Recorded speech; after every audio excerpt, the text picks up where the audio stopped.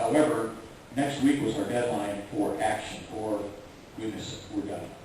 Then we go back to a whole other round, and do we get awarded again or not? So to your question, will Monday work? I think so. We can probably work out the issue of defining that fair share, go back to the budget and make sure it works.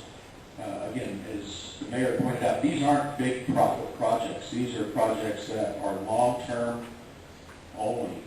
They are defined by how you build them, when you build them, how much you can build them for, how you have to pay prevailing wage, the type of construction, to the concern about the noise standards.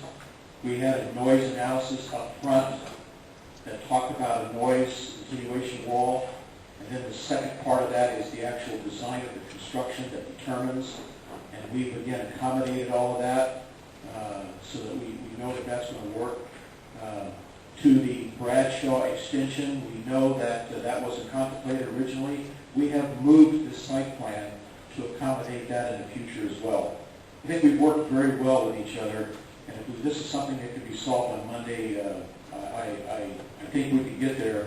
But I think we're really just talking about, unless I heard something else, it's just a matter of how much is deferred now and how much is paid now versus later. I think that's a workable solution. Well, and then we'll leave it up to Monday. We'll add this to an open session item on Monday's closed session agenda. Can we do that? Continue it to Monday? What time is Mr. it? Madden? Sure. All you need to do is post the agenda tomorrow and indicate. I mean, if you continue this public hearing to Monday, you just need to set a time that you're going to hear it. Can we do that?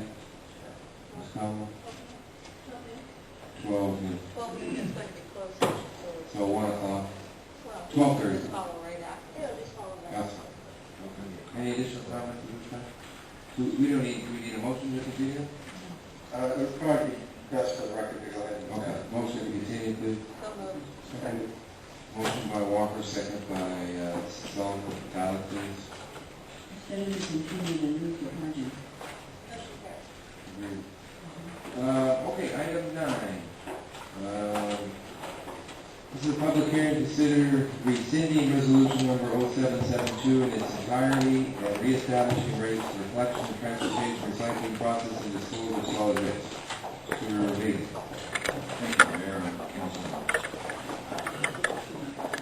I thought I'd review briefly the current contract services. We do have groups from CR&R in the audience here to answer any detailed questions.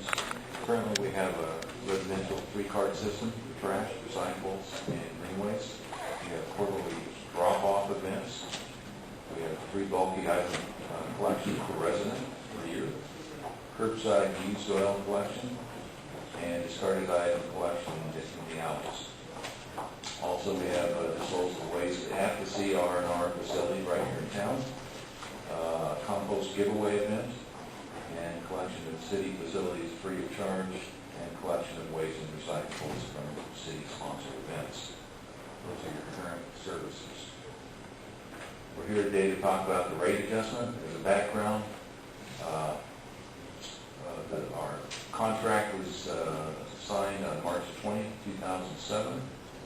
Section 6.2 of that contract stated that the initial rates would end in June 30th, and we could look at increased rates. Section 6.3 states that the annual rate adjustment requests are due on March 3rd. April 17th, we did receive the rate adjustment request, which is to be effective between July 1st, so it would be retroactive back to July 1st to June 30th, 2000. That should be a 2009. After receiving their request, we sent these off to HF&H. You recall HF&H assists in the RFP process and selection negotiation of this new contract. We posted a public notice on July 4th, which is 12 days ago. We're not sure if this needs to be a 218 process or not, so the attorney's not not sure how the legal would fall, so normally a 218 process would be a 45-day notification. So we've got indemnification from CR&R if we have a challenge to these new rates.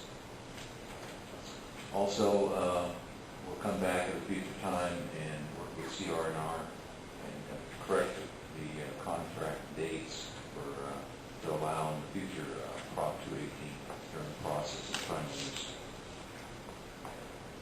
Okay, what goes into a rate adjustment? Well, we have published price indices for these various items here. Initially, in the request from CR&R, we had these, this is a summary of the different increases here. And you can see the percentage increases here. HF&H went through and did some corrections per the contract, and these are the new summary of the increases. And CR&R agrees with this new analysis. Now the next 4 slides are the actual detailed rates. We have current rates and then the new rates. And I won't go into detail on these 4 slides. They're in your report. And that concludes my presentation. Any questions?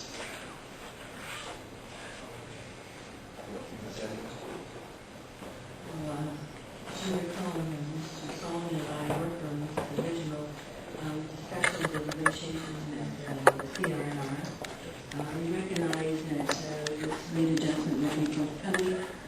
We know it's a difficult time, but because of the high cost of fuel, I think that our city it would behoove us to move in this direction. Regarding the Prop 218 process, I fully understand the dilemma that we may be in. However, I do not feel that there will be any significant challenges regarding that, because there was due diligence put forth by the staff and certainly by the applicants themselves in looking through this whole process.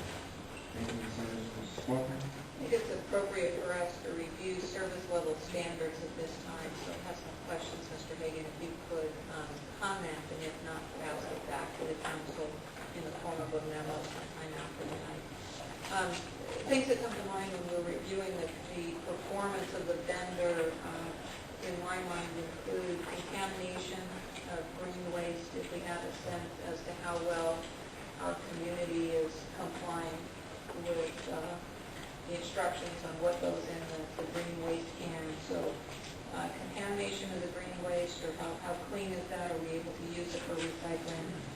The recycling bin itself, are we noticing some success with the amount of trash that residents are actually removing from the garbage to the recycling bin? I notice a lot of folks out there removing my recycling prior to the truck coming around. I think that they are, I really don't care who takes it as long as somebody's recycling it, but I do know that that's on the increase when I'm out there. The other would be customer complaints, and whether or not we have received any reports from the vendor with regard to customer complaints, either with regard to their curbside service, bulk pickup, their cleanup days, any of them. So those would be 3 what I would call service level standards that I would hope that we could get some feedback on. Okay, would you like to see a CR? Whoever, if someone is in a position to answer that, I don't want to put anybody on the spot, but if they could answer it tonight, that would be great. If it needs to be deferred to another time, that would be all right too.